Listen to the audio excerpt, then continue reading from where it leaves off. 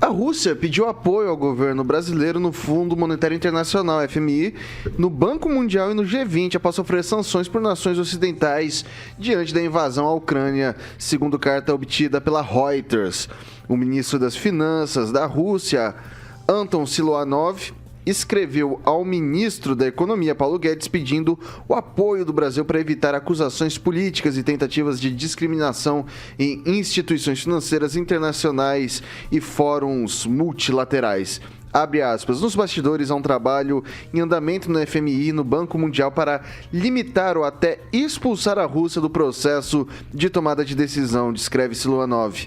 Ele não detalhou os obstáculos à participação russa nessas instituições e suas alegações não puderam ser verificadas de forma independente. A carta, que não faz menção à guerra na Ucrânia, é datada de 30 de março e foi transmitida a Guedes pelo embaixador da Rússia em Brasília na quarta-feira.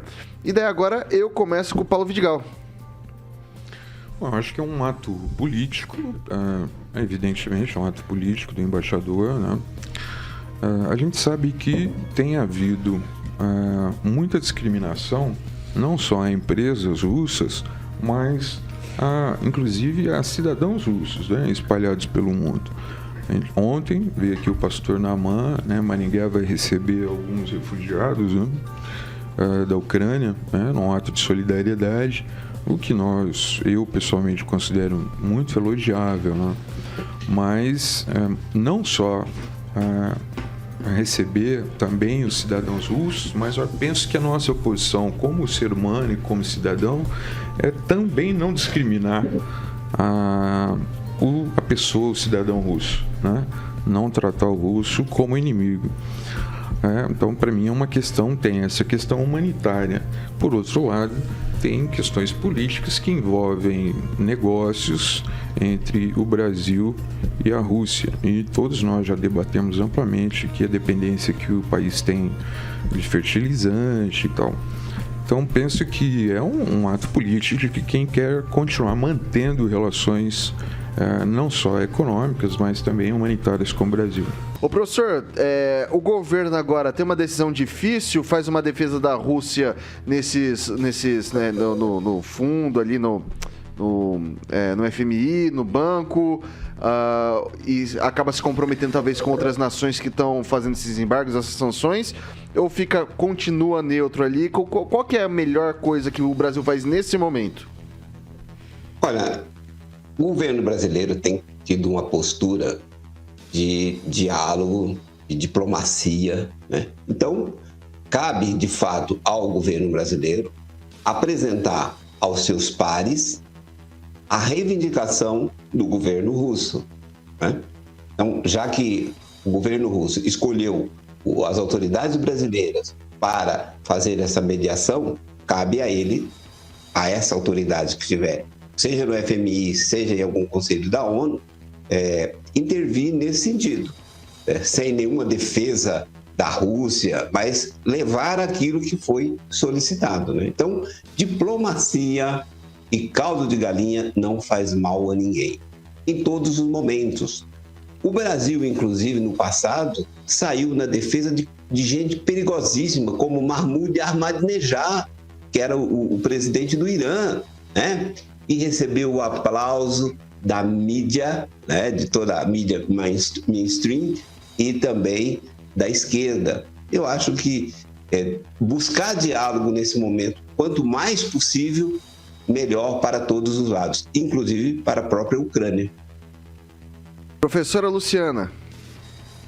Olha, a neutralidade, ela é a melhor política. A diplomacia é a melhor política. Eu concordo com o professor Paulo aqui. Teve muito preconceito em relação aos russos, muito mesmo.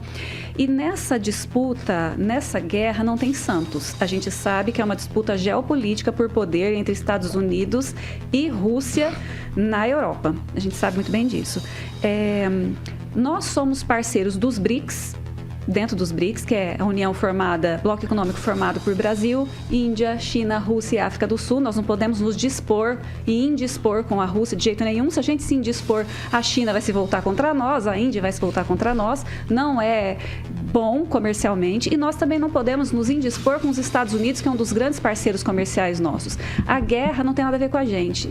Não fomos nós que fomentamos isso.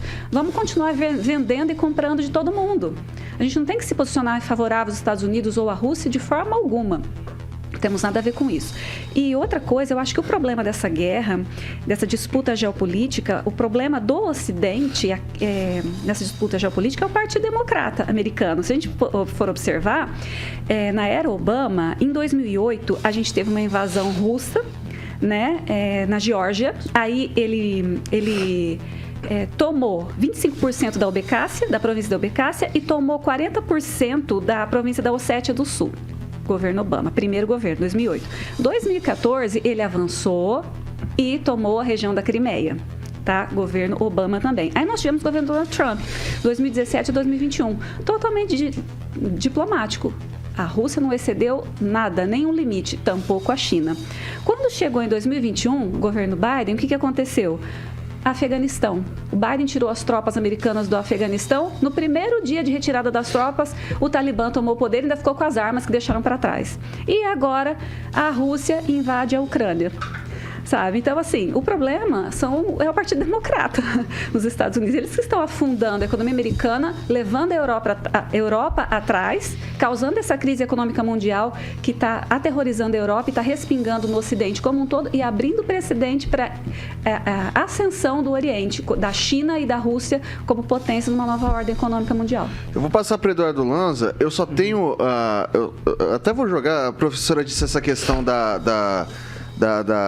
do governo do Donald Trump. Terminaram?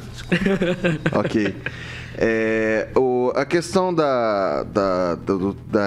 governo Trump, mas assim, a gente teve alguns fatores, talvez, não sei se vocês levam dessa forma. Por exemplo, a gente teve um grande evento internacional na Rússia que foi realizado em 2018, que foi a Copa do Mundo. Então entra o Donald Trump, né? Ele é eleito em 2016, entre 2017 e 2018 você tem uma Copa do Mundo. Você passa 2019, 20, 21, você tem uma pandemia, e quando estoura agora 22, tem essa guerra, né? Esses eventos, essas questões têm influência também, ou Eduardo Lanza? Olha, Vitor e amigos, eu digo que sim, mas eu gostaria de fazer um outro comentário sobre. Não é nada contra a população russa, tá? Muito pelo contrário, eu gosto muito da cultura russa, tá? Mas digo que a mesma Rússia que mantém soldados ucranianos estuprando mulheres e crianças, inclusive bebês de colo, tá? E além do Brasil, mesmo com o arranque econômico que o Brasil teve agora nesse início de 2022, porém, ainda em recessão, ainda se recuperando da crise dos últimos 10 anos, eu acredito que o Brasil não deve emprestar esse dinheiro. Por quê? Primeiro, a Rússia está, sim, acobertando crimes de guerra na Ucrânia. Isso cabe ao Tribunal Penal Internacional, obviamente, julgar.